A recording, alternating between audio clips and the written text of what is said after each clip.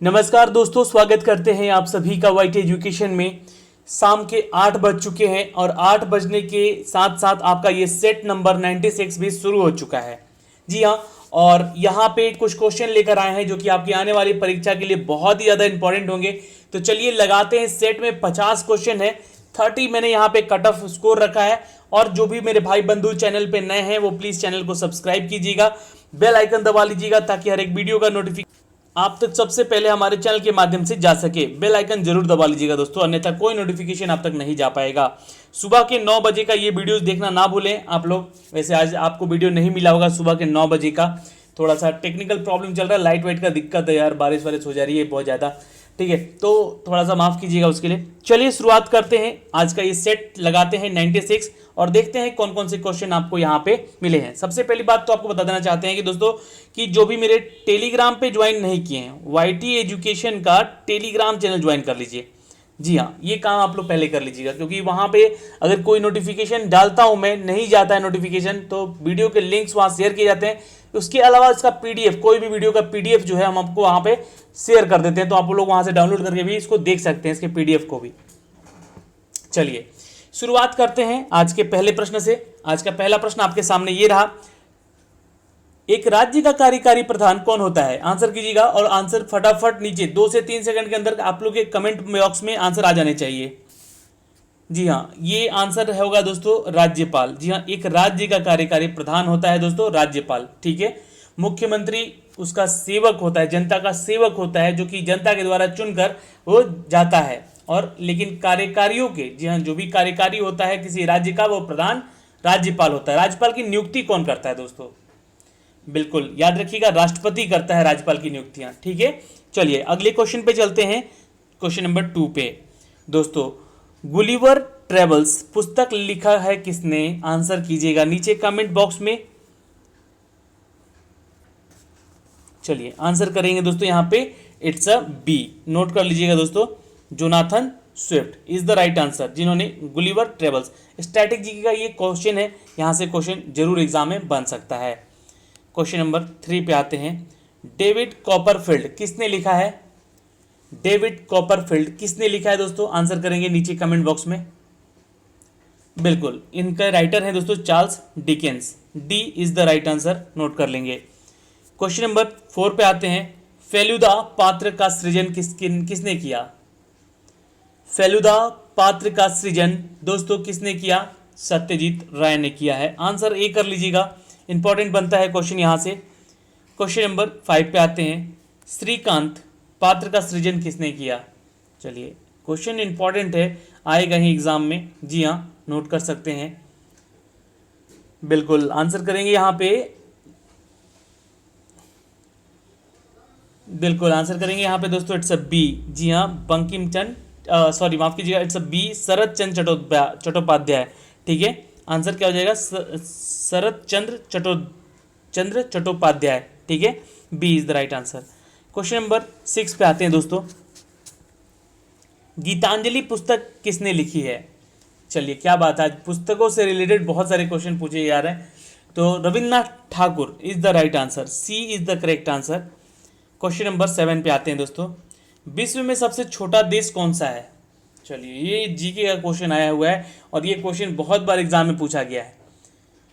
जी हाँ, Vatican city. Note कर सकते हैं दोस्तों, D is the right answer, note कर लीजिएगा। वेटिकन सिटी जो है मात्र 0.44 वर्ग किलोमीटर में फैला हुआ है, समझिएगा। विश्व का सबसे छोटा देश।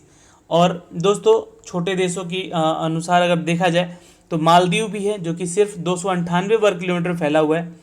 और चिली है दोस्तों, यहाँ पे 7,76,905 किलोमीटर वर्ग किलोमीटर के अनुसार फैला हुआ है। इजराइल की बात करें तो यहाँ पे 21,946 वर्ग किलोमीटर में फैला हुआ है। तो खैर यहाँ पे चिली एक बड़ा कंट्री है, लेकिन वेटिकन सिटी सबसे छोटी कंट्री है विश्व की। आइए क्वेश्चन नंबर 8 पे चलते हैं। नासिक अवस्थित है, कहाँ अवस्थित है दोस्तों?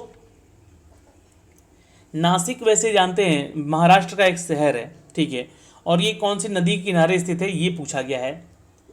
जी हाँ, गोदावरी नदी के तट पर, C is the right answer, note कर सकते हैं दोस्तों। चलिए क्वेश्चन नंबर 9 पे आते हैं। केरल की राजधानी कहाँ है?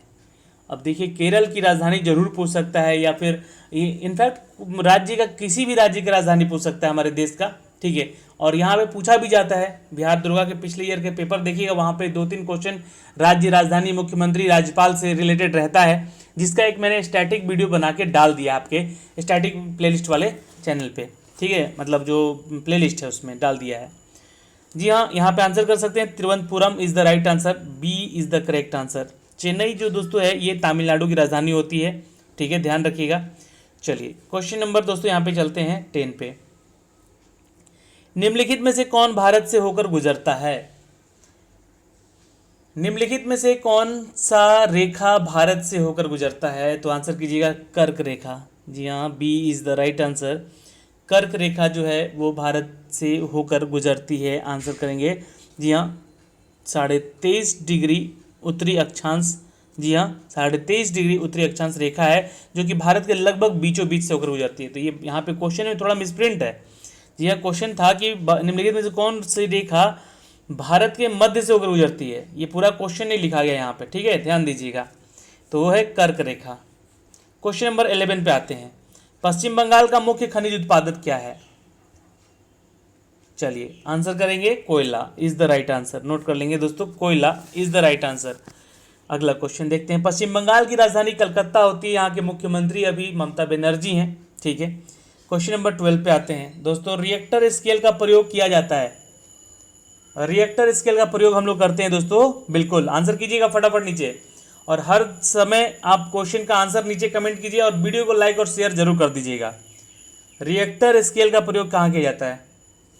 बिल्कुल दोस्तों डी कर दीजिएगा यहाँ पे, भूकंप की तीव्रता मापने के लिए। D is the right answer. Question number 13 पे चलते हैं। दादा साहेब फाल्के है यार, ठीक है, गलती लिख दिया गया है, थोड़ा मिसप्रिंट है। दादा साहेब फाल्के पुरस्कार किसको दिया जाता है, मतलब किस क्षेत्र में दिया जाता है? तो भारतीय चलचित्र यानी कि भारतीय पिक्चर या फिल्मों के लिए यहाँ पे विशिष्ट सेवार्थ हेतु, जी हाँ, अपने समय काल में जो भी सेवा दिए हैं ये बॉलीवुड को, उसके लिए यहाँ पे दादा साहेब फाल्के अवार्ड दिया जाता है। चलिए आंसर क्या करेंगे यहाँ पे दोस्तों, नोट कर लीजिएगा, क्योंकि ये एक चीज़ और नोट कर लीजिएगा, यहाँ पे 1969 से, जी हाँ दोस्तों 1969 से स्थापित किया गया है दादा साहेब फाल्के पुरस्कार का देना। सूचना और प्रसारण मंत्रालय भारत सरकार के द्वारा भारतीय सिनेमा का विकास उल्लेखनीय योगदान के लिए ये हर साल दिया जाता है। अगला क्वेश्चन चलते हैं, यहाँ पे है कुचिपुड़ी एक नृत्य है दोस्तों। चलिए आंसर करेंगे यहाँ पे जल्दी से। किस राज्य का है कुचिपुड़ी नृत्य? देखिए आंध्र प्रदेश का है ये। आंसर सी कर लीजिएगा यहाँ पे। आंध्र प्रदेश की राजधानी अमरावती होती है अब, ठीक है, चूंकि आंध्र प्रदेश का 2 राज्यों के तहत बंटवारा किया गया, एक तेलंगाना बना है, और तेलंगाना की राजधानी हैदराबाद होती है, ध्यान रखेंगे। क्वेश्चन नंबर 15 पे आते हैं दोस्तों। भारतनाट्यम मूलतः, जी हाँ, कैसा नृत्य है भारतनाट्यम? फटाफट आंसर कीजिएगा, सारे नए क्वेश्चन पैटर्न पे हैं, क्योंकि आज यहाँ पे स्टैटिक जीके का बहुत सारा क्वेश्चन देखने को मिल रहा होगा आपको।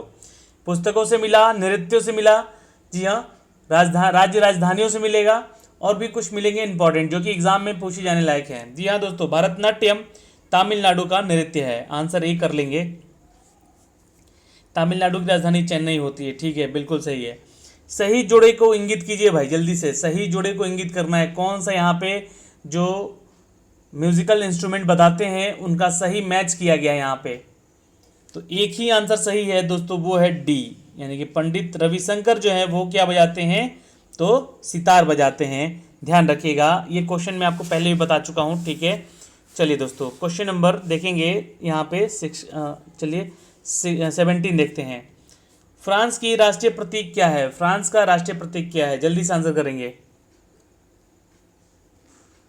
चलिए ये है कुमुदिनी, नोट कर लीजिएगा, कुमुदिनी, जी हाँ, एक क्या है, ये राष्ट्रीय प्रतीक है वहाँ का, ठीक है। चलिए क्वेश्चन नंबर 18 पे आते हैं। क्यूबा, क्यूबा एक अफ्रीकन कंट्री है, इसकी मुद्रा क्या है? तो देखिए डॉलर है यहाँ की मुद्रा, ये आप याद रखिएगा। इसको हम लोग पेशो कहते हैं, ठीक है, पेशो, क्या कहते हैं इसको? पेशो के रूप में जानते हैं इसको, ठीक है। चलिए D is the right answer. Question number 19 पे चलते हैं। राजीव गांधी गोल्ड कप किस खेल से संबंधित है? राजीव गांधी गोल्ड कप किस खेल से संबंधित है? याद रखिएगा, फुटबॉल से, A is the right answer. Rajiv Gandhi cup जो है फुटबॉल से संबंधित है। फुटबॉल का जन्म इंग्लैंड को ही माना जाता है दोस्तों, जैसे क्रिकेट का है। 1857 में, जी हाँ, इंग्लैंड में विश्व का पहला football club Sheffield football club के नाम से गठित हुआ। भारत का पहला फुटबॉल क्लब कौन सा है? भारत का पहला फुटबॉल क्लब कौन सा है? जल्दी से आंसर करेंगे। बिल्कुल, डलहौजी क्लब नाम है उसका, डलहौजी क्लब, याद रखिएगा। ठीक है, चलिए क्वेश्चन नंबर 20 दोस्तों, बेंसन एंड हेजेस कब किससे संबंधित है? बेंसन एंड हेजेस कब संबंधित है दोस्तों? जी हाँ, नोट कर सकते हैं, it's a cricket, C is the right answer. Cricket से संबंधित है दोस्तों, नोट कर सकते हैं यहाँ पे। जी हाँ, क्रिकेट का जन्मदाता भी इंग्लैंड को माना जाता है। क्रिकेट के सर्वोच्च संस्थान जो है इंटरनेशनल क्रिकेट काउंसिल है, आईसीसी, जिसका मुख्यालय दुबई में है और इसका स्थापना 2005 में किया गया था 1 अगस्त को। 5 चीज़ें नोट कर लीजिएगा आईसीसी के बारे में। दुबई इसका मुख्यालय है, 1 अगस्त 2005 को इसको स्थापना किया गया। और इंटरनेशनल क्रिकेट काउंसिल जो है क्रिकेट का क्या है? तो सर्वोच्च संस्था है। क्वेश्चन नंबर 21 पे चलते हैं। देखिए, ये करंट का क्वेश्चन है, आंसर कीजिएगा जल्दी से। CSIR एक स्वयंशासी निकाय है जिसका निर्माण किया गया था कि अनुसंधान तथा विकास के समग्र विस्तार हेतु निम्नलिखित को छोड़कर इसमें से कौन सा है वो? जल्दी से आंसर करेंगे। जी हाँ दोस्तों, यहाँ पे आंसर करेंगे, it's B is the right answer, नाभिकीय अनुसंधान, B is the right answer, note कर सकते हैं। क्वेश्चन नंबर 22 पे चलते हैं। कर्क रेखा भारत के मध्य से होकर गुजरती है जिसमें कि फलस्वरूप क्या है? कर्क रेखा भारत के मध्य भाग से होकर गुजरती है जिसमें कि फलस्वरूप देश के दक्षिणी भाग जो है वो उष्णकटिबंधीय जलवायु में पाई जाती है। आंसर क्या होगा? ए हो जाएगा दोस्तों, यहाँ पे नोट कर सकते हैं। चलिए क्वेश्चन नंबर 23 पे चलते हैं दोस्तों। भूमध्य रेखा के चतुर्दिक अश्व अक्षांश से डोलड्रम की ओर बहने वाली हवाएं क्या कहलाती हैं? चलिए आंसर करेंगे। भूमध्य रेखा के चतुर्दिक अश्व अक्षांश से डोलड्रम की ओर बहने वाली हवाएं क्या कहलाती हैं? बिल्कुल याद रखिएगा, व्यापारिक हवाएं कहलाती हैं। ए इज द राइट आंसर। ठीक है, ये क्वेश्चन आ चुका है एग्जाम में, बीपीएससी में पूछा भी गया था, तो क्वेश्चन थोड़ा इंपॉर्टेंट होता है दोस्तों, ध्यान रखिएगा। अश्व अक्षांश के बारे में आपको मैं पहले भी बता चुका हूं कि ये उपोष्ण उच्च वायुदाब वाली पेटी से डोलड्रम या भूमध्य रेखीय निम्न वायुदाब पेटी की ओर चलने वाली प्रचलित पवनें हैं। ठीक है, जिसको हम लोग व्यापारिक पवनें कहते हैं। अगला प्रश्न है कि अनातोलिया पठार स्थित है, कहाँ स्थित है? अनातोलिया पठार पश्चिम एशिया में स्थित है दोस्तों, जो कि तुर्की का पठार भी कहा जाता है इसको। ठीक है, कहाँ पे है? पश्चिमी एशिया में। बी उत्तर कर लीजिएगा यहाँ पे, जिनका उत्तर आ रहा सही है। और ये तुर्की का पठार भी कहा गया है। इसका विस्तार एंजियन सागर के से लेकर आर्मेनिया के गांठ तक ये प्रविष्ट किया गया है दोस्तों। थोड़ा सा इंपॉर्टेंट बनता है यहाँ से। 800 मीटर की ऊंचाई है इसकी लगभग। ठीक है, औसतन ऊंचाई है, जो कि मैं आपको बता दिया। पूछ सकता है ये अंतोनिया पठार, जो कि तुर्की पठार के नाम से भी जाना जाता है। क्वेश्चन नंबर आइए 25 पे चलते हैं। डॉगर बैंक प्रदर्शित करता है। डॉगर बैंक क्या प्रदर्शित करता है? जी हाँ, आंसर कीजिएगा दोस्तों यहाँ पे। बिल्कुल, इंग्लैंड तथा डेनमार्क के मध्य में मत्स्य क्षेत्र को यह प्रदर्शित करता है। C is the right answer, C is the right answer. जी हाँ, नोट कर लेंगे। नेक्स्ट क्वेश्चन पे चलेंगे। अंतर्राष्ट्रीय तिथि रेखा वह रेखा है जहां पर क्या होता है? जी हाँ, अंतर्राष्ट्रीय तिथि रेखा देखिए, कहते हैं ग्रीनविच की दूसरी तरफ 180 डिग्री देशांतर को अंतर्राष्ट्रीय तिथि रेखा कहा जाता है। ऐसा कुछ यहाँ पे लिखा गया क्या? यहाँ पे एक लिखा गया है कि सभी अन्य माध्यमों से पूर्व की ओर तथा पश्चिम की ओर 180 डिग्री फैल जाती है। तो ये तो कथन गलत है। यहाँ पे मौसम नहीं बदलता, ये भी गलत है। ठीक, ये भी गलत है, परिवर्तित नहीं होता है और पार नहीं किया जाता। यहाँ पे आंसर आप ई कर लीजिएगा भाई, ई हो जाएगा, इनमें से कोई नहीं। ठीक है, अंतर्राष्ट्रीय तिथि रेखा क्या होता है तो मैं आपको बता दे रहा हूँ, याद रखिएगा। ग्रीनविच के दूसरी तरफ है ना, ग्रीनविच के दूसरी तरफ 180 डिग्री देशांतर को अंतर्राष्ट्रीय तिथि रेखा कहा जाता है। इसके पूरब से पश्चिम की ओर जाने पर एक दिन बढ़ा तथा पश्चिम से पूरब की ओर जाने पर एक दिन घटा लिया जाता है। ठीक है, याद रखिएगा क्या होता है, पूरब से पश्चिम की ओर जाने पर एक दिन बढ़ाया जाता है और पश्चिम से पूरब की ओर जाने में एक दिन घटाया जाता है। ठीक है, यही हमारा अंतर्राष्ट्रीय तिथि होता है। प्रश्न संख्या है 27। चलिए आंसर कीजिए, ये क्वेश्चन बता चुका हूं पहले भी आपको। गल्फ स्ट्रीम उत्पन्न होती है।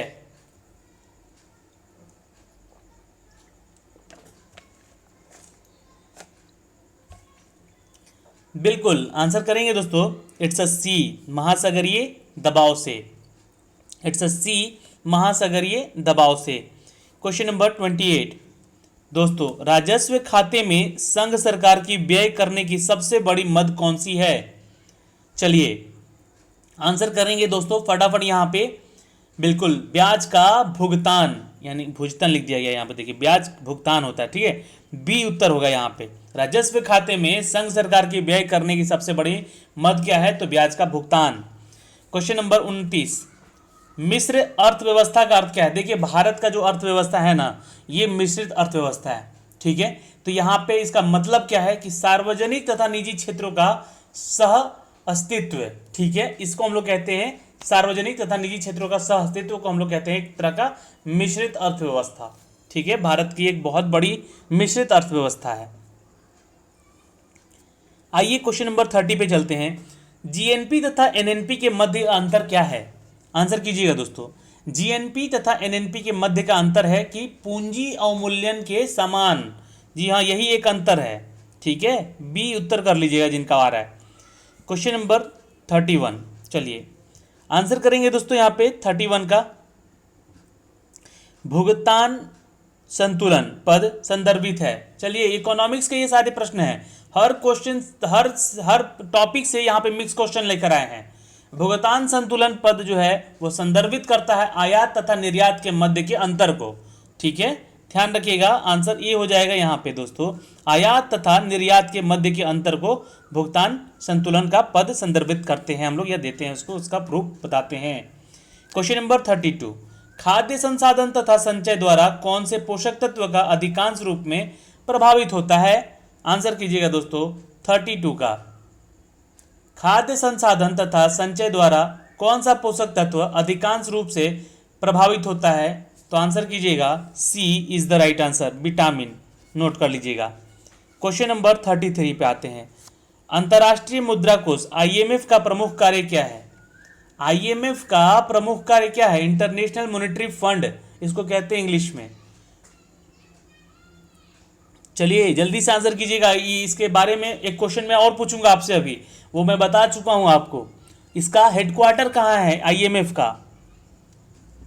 बिल्कुल यहाँ पे आंसर करेंगे, सदस्य देशों की भुगतान संतुलन समस्याओं को सहायता करना। जो भी इनके तहत जितने भी देश जुड़े हुए हैं आईएमएफ से, उसको सहायता करना इसका कार्य है। चलिए आप बताइए यहाँ पे हेडक्वार्टर कहाँ है? जल्दी से आंसर कीजिएगा कमेंट बॉक्स में। चलिए, ग्रह अपनी विभिन्न धुरियों पर गतिशील रहते हैं। जी हाँ, फटाफट आंसर करिए। ग्रह अपनी विभिन्न धुरियों पर गतिशील रहते हैं क्योंकि गुरुत्वाकर्षण का अपकेंद्रीय बल के द्वारा यहाँ पे जुड़े होते हैं। जी हाँ, बी उत्तर कर दीजिएगा, ये बल है। ओके, नेक्स्ट क्वेश्चन है 35। आईएसओ 9000 क्या है? आईएसओ 9000 क्या है?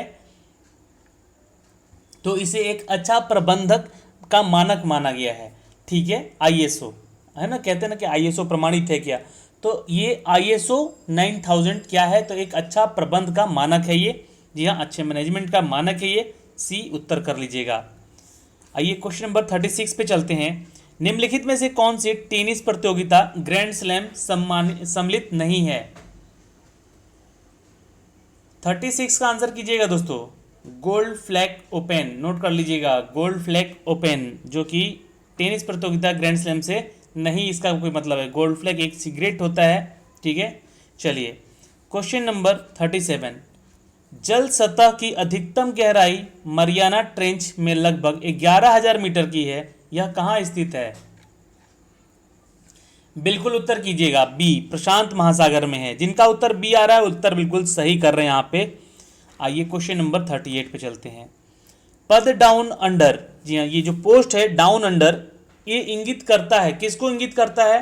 डाउन अंडर ऑस्ट्रिया को। क्या आंसर सी कर लीजिएगा यहाँ पे, ठीक है, आंसर सी हो जाएगा। चलिए क्वेश्चन नंबर 39, एशिया का प्राचीनतम तथा विशालतम बौद्ध मठ कौन सा है? एशिया का प्राचीनतम तथा विशाल बौद्ध मठ कौन सा है? बिल्कुल ये तिब्बत में स्थित है दोस्तों, लहासा। जी हाँ, नोट कर सकते हैं, B is the right answer. ये सबसे प्राचीनतम तथा विशालतम बौद्धों का मठ होता है लहासा, तिब्बत में है।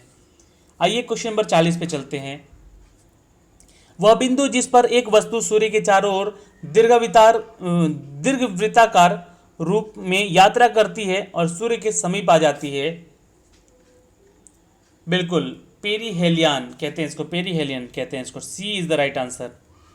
नेक्स्ट क्वेश्चन पे आते हैं। परम पद निम्नलिखित में से किससे संबंधित है? परम पद निम्नलिखित में से किससे संबंधित है? बिल्कुल परम जो है ये पद नहीं है एक्चुअली, पोस्ट, ये एक्चुअली नाम है, ये है ना परम। तो ये दोस्तों परम जो है सुपर कंप्यूटर का नाम है भारत का। भारत का जो सुपर कंप्यूटर है उसका नाम है परम। नेक्स्ट क्वेश्चन दोस्तों 42, फोर्थ स्टेट किससे संदर्भित है? चलिए फोर्थ स्टेट का मतलब किससे है, किससे तात्पर्य करता है? तो प्रेस से। जी हाँ, नोट कर लीजिएगा, इट्स अ प्रेस, ठीक है, D is the right answer. Question number 43, चलिए ओजोन से क्या तात्पर्य है? बिल्कुल पराबैंगनी सूर्य की किरणों से पृथ्वी की रक्षा करता है ओजोन परत। जी हाँ, नोट कर सकते हैं, आंसर ए हो जाएगा दोस्तों, A is the right answer. Question number 44, CRY एक संगठन है जो कि संबंधित है किस क्षेत्र से? जल्दी से आंसर करेंगे। क्राई जो कि एक संगठन है, ये संबंधित किससे है? जी हाँ, ये एक बहिष्कृत बच्चों के कल्याण के लिए बनाया गया एक संगठन है, कह सकते हैं इसको। जी हाँ, आंसर सी हो जाएगा, is the right answer. Next question पे आते हैं, क्वेश्चन नंबर 45, आंसर कीजिएगा आप लोग भी। निम्नलिखित में से कौन सा कथन सत्य है? देखिए वीडियो को लाइक और शेयर कर दीजिए यार एक बार और अपने तरफ से, है ना। ये सारे क्वेश्चन पैटर्न आपके लिए रोज लेकर आ रहे हैं हम लोग। आज सेट नंबर आपको 96 दिया गया है और 3 दिन के बाद ये समझिए कि चौथा जो वीडियो मिलेगा आपको यहाँ पे वो 100 क्वेश्चन का होगा, ठीक है। तो 100 सेट होगा वो और 100 क्वेश्चन का होगा, इस चीज़ का ध्यान रखिएगा। इसलिए आप लोग भी थोड़ा तैयार रहिएगा उस टेस्ट को अटेंड करने के लिए, सेट नंबर 100 का। और वो एक तरह से आपका टेस्ट रहेगा, ठीक है, सिर्फ क्वेश्चन पूछे जाएंगे आप लोगों से वहाँ पे।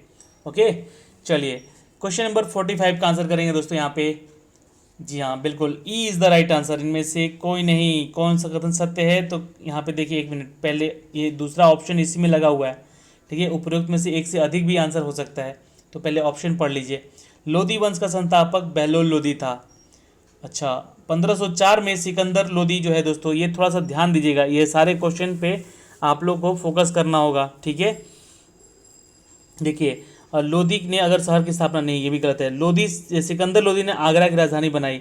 सैयद वंश का संस्थापक मुबारक शाह था। तो यहाँ पे आंसर ई होगा, लेकिन एक से अधिक उत्तर यहाँ पे सही है, 2 उत्तर यहाँ पे सही है, इसलिए यहाँ पे आंसर क्या हो जाएगा? ई हो जाएगा। लोदी वंश का संस्थापक बहलोल लोदी था। सिकंदर लोदी ने आगरा का राजधानी, जी हाँ, बनाया था। ये दोनों ही नोट कर लीजिएगा। चलिए क्वेश्चन नंबर दोस्तों देखते हैं 46, जब कोई वस्तु चंद्रमा से पृथ्वी पर स्थानांतरित की जाती है तो क्या होता है? चंद्रमा से पृथ्वी पर लाई जाती है तो, ये क्वेश्चन इंपॉर्टेंट है। जी हाँ, आंसर कर लीजिएगा, डी, पृथ्वी पर इसका भार उसके द्रव्यमान से स्थिर होता है। जी हाँ, पृथ्वी पर उसका द्रव्यमान तथा उसका द्रव्यमान स्थिर रहेगा। जी हाँ, पृथ्वी पर भार और द्रव्यमान दोनों ही स्थिर रहेगा। Question number 47, Excel software part है। चलिए इनमें से कौन सा है एक्सेल सॉफ्टवेयर का पार्ट है? किसका पार्ट है एक्चुअली? देखिए, लैन जो है ये नेटवर्किंग से जुड़ा है, वैन भी नेटवर्किंग से जुड़ा है, और रैम जो है आपका एक हार्डवेयर डिवाइस है, और MS ऑफिस जो है इससे जुड़ा हुआ है एक्सेल, जो कि एक एप्लीकेशन सॉफ्टवेयर है MS ऑफिस, जिसका एक पार्ट है दोस्तों एक्सेल। जैसे कि MS वर्ड है जिस पे हम लोग ये PPT आपको दे रहे हैं, ठीक है, ये PPT नहीं PDF जो है आपको शेयर कर रहे हैं जिस फॉर्मेट में, ठीक है। तो ये क्या है? ये है आपका वर्ड। तो उसी तरह एक MS एक्सेल भी होता है। क्वेश्चन नंबर 48, स्क्रीन पर सबसे ऊपर दिखने वाली लाइन क्या कहते हैं? इसको कहते हैं title bar. B is the right answer, title bar is the right answer, note कर सकते हैं। चलिए क्वेश्चन नंबर 49, देखिए ये भी कंप्यूटर से जुड़ा हुआ है। टैब जो हम लोग के कंप्यूटर के दिखता है कंप्यूटर के कीबोर्ड पे, टैब अलाइनमेंट कितने प्रकार के होते हैं? तो आंसर करेंगे दोस्तों यहाँ पे इट्स अ बी, 5 प्रकार के होते हैं। ठीक है, क्वेश्चन नंबर 50, टैब कितने प्रकार के होते हैं? टैब का प्रकार एक्चुअली पूछा गया, सॉरी। टैब के प्रकार कौन है इनमें से? लेफ्ट, राइट, सेंटर, एबव, या इनमें से कोई नहीं, या एक से ज़्यादा यहाँ पे उत्तर होगा। चलिए आंसर कीजिएगा दोस्तों क्वेश्चन नंबर 50 का यहाँ पे जल्दी से। टैब के प्रकार हैं, तो देखिए टैब जो है इनमें से किसी का प्रकार नहीं है, ई उत्तर हो जाएगा यहाँ पे दोस्तों। ठीक है, चलिए आज के लिए इस पूरे सिनारियो में हमने आपसे 50 प्रश्न पूछे, आपने कितने उत्तर यहाँ पे सही किए ये हमें कमेंट बॉक्स में कमेंट करके बताएंगे। क्या आपने 30 क्वेश्चन का सिनारियो यहाँ पे क्रॉस किया है, कितना स्कोर आया है, ये भी हमें कमेंट बॉक्स में कमेंट करके ज़रूर बताएंगे। आज के लिए इतना ही, मिलते हैं आपसे अगले वीडियो में। बाय बाय, टेक केयर, ध्यान रखिएगा अपना और अपने परिवार का।